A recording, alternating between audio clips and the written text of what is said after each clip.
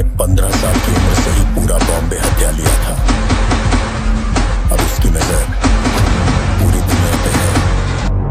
इसे मारने का यही सही मौका है।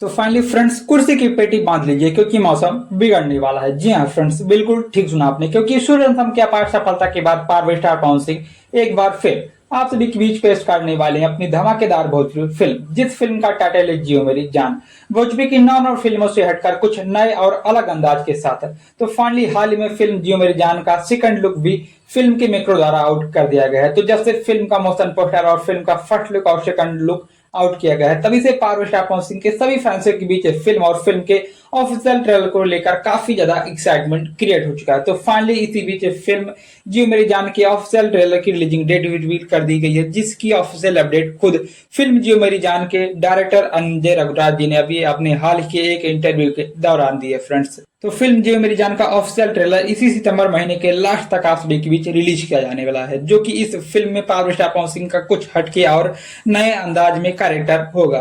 फिल्म में पावर स्टार पवन सिंह का इमोशन और दमदार एक्शन भी आप सभी को देखने को मिलने वाला है। तो वहीं दूसरी तरफ पावर स्टार पवन सिंह के एक से बढ़कर एक सुपरहिट गाने भी फिल्म में आप सभी को देखने और सुनने को मिलने वाले हैं।